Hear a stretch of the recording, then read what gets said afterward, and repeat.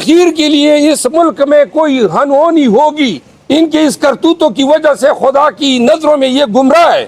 2.5 مہینے 3 مہینے پورے ہونے کو پاکستان بھر میں ایک جلسہ تک نہیں کر سکا، اور ہم جلسے کرنا چاہتے ہیں۔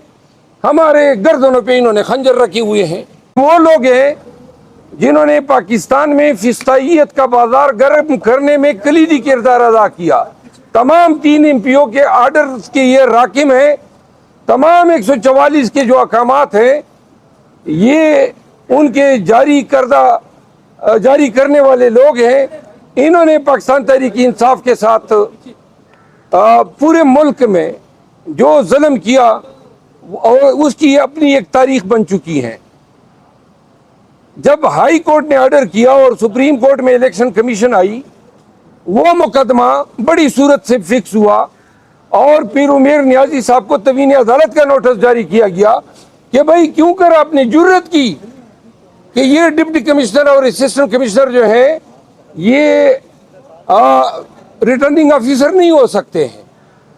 پھر پورے قوم نے دیکھا کہ ان ریٹرننگ آفیسر نے جن کی اہلیت پہ سپریم کورٹ نے مہر ثبت کر دی، انہوں نے پھر فیئرنیس کے ساتھ، ٹرانسپیرنسی کے ساتھ، الیکشن کے ڈیو پروسیس کے ساتھ کس طرح کھلواڑ کیا۔ قانون کے مطابق نہیں، حقائق پہ نہیں، بلکہ as a matter of policy اس حکومت اور الیکشن کمیشن کے دیے گئے پالیسی کے تحت ملک بھر میں ریٹرننگ افسران نے پاکستان تحریک انصاف کو الیکشن سے دور رکھنے کے لیے ان کے تمام امیدواروں کو کم و بیش ڈسکوالیفائی کر دیا۔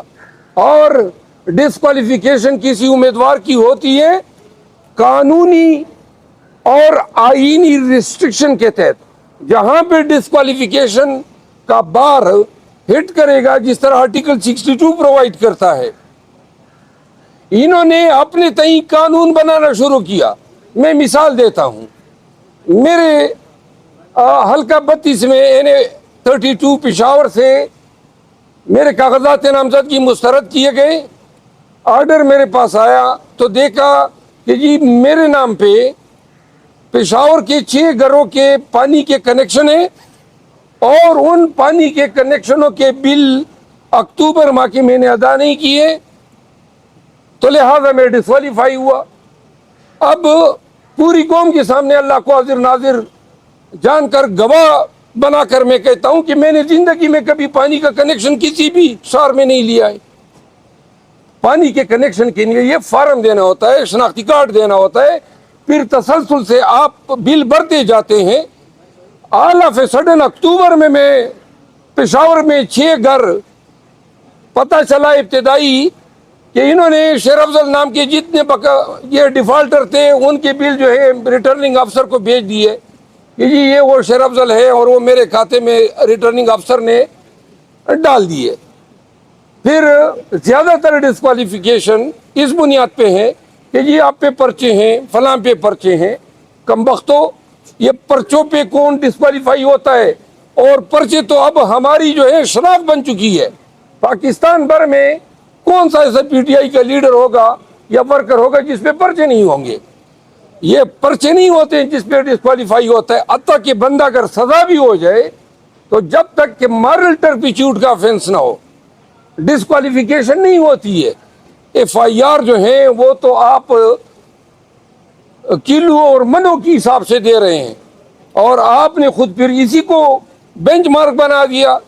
پاکستان میں PTI کے امیدواروں کو الیکشن کے پروسیس میں حصہ نہ لینے کے لیے پروپوزل اغوا کیے گئے، سیکنڈر اغوا کیے گئے، امیدواروں کو وہاں سے اٹھایا گیا۔ ٹیکسلا سے ہمارے کرنل صاحب اجمل صاحب کو اٹھا لیا گیا، اور کتنے ہمارے پروپوزر سیکنڈر اٹھائے گئے، عثمان ڈار کے بھائی کو اٹھا لیا گیا۔ یہ الیکشن ہو رہا ہے، اور یہ کس کی ذمہ داری ہے؟ جس بلڈنگ کو آپ دیکھ رہے ہیں میرے پیچھے، یہ اس بلڈنگ کی، اس عدالت کی ذمہ داری ہے۔ آئین نے ان کو یہ فرائض دیے ہیں، آپ نے ریگولیٹ کرنا ہے، ڈسپلن کرنا ہے، نا انصافی، ظلم اور جبر کرنے والے کے ہاتھ کو پکڑنا ہے۔ اور یہ تمام ہائی کورٹ اس کی ذمہ دار ہیں. آرٹیکل 199 یہ اختیار صرف ہائی کورٹ کو دیتا ہے. تو کیوں کر ان عدالتوں کے سائے تلے پاکستان میں یہ شیطانیت کا رقص ہو رہا ہے؟ پورے پاکستان میں قانون کے نام کی کوئی چیز ہی نہیں ہے. انصاف کے لیے انصاف تو تب ہوگا جب پہلے قانون پہ عمل درآمد ہوگا. یا اب انصاف نہ انصاف ہے نہ قانون ہے، طوائف الملوکی ہے، اور اتنی بڑی بڑی عدالتیں اور اتنی بڑی بڑی بلڈنگیں، اور ہم چیخ رہے ہیں. یہ جو کچھ ہو رہا ہے پورے ملک خداداد پاکستان کے ساتھ ظلم ہو رہا ہے، پاکستان کے مستقبل کے ساتھ کھیلا جا رہا ہے. اور پاکستان اگر الیکشن ان کا خیال تھا، یہ میں ان کا خیال تھا، اور یہ جو ڈسکوالیفیکیشن ہے یہ پی ٹی آئی کے لوگوں کو میں بتانا چاہتا ہوں، یہ سارے فیصلے انڈو ہو جائیں گے 4-5 ایام میں. ہمارے تمام امیدوار واپس آئیں گے. جب امیدوار بھی ہوں گے اور بیڈ بھی ہوگا تو ہمیں خدشہ ہے کہ یہ لوگ الیکشن کو تاخیر کا نشانہ بنائیں گے، اور تاخیر کے لیے اس ملک میں کوئی ہنہونی ہوگی، کچھ بھی ہو سکتا ہے. تو لہذا پوری قوم کو الرٹ رہنا چاہیے کہ اب جب سارے راستے بند ہو جائیں گے تو جن کو لایا گیا اس لاڈلے کو، جو پہلے کہتا تھا کہ مجھے کیوں نکالا، اور اب کہتا پھر رہا ہے کہ مجھے کیوں نہیں، اب وہ کہتا پھر رہا ہے کہ میں وزیر اعظم بننے والا ہوں. وزیر اعظم 2 لوگ بناتے ہیں، یا خدا بناتا ہے یا عوام بناتے ہیں. ان کے اس کرتوتوں کی وجہ سے خدا کی نظروں میں یہ گمراہ ہے، اور عوام کے ساتھ، عوام کا رویہ اس کی پارٹی کے ساتھ اور اس کے ساتھ میدان میں جا کے دیکھ لیں. 2.5 مہینے 3 مہینے پورے ہونے کو پاکستان بھر میں ایک جلسہ تک نہیں کر سکا، اور ہم جلسے کرنا چاہتے ہیں. ہمارے گردنوں پہ انہوں نے خنجر رکھے ہوئے ہیں. الیکشن شیڈول آ چکا ہے، اور صرف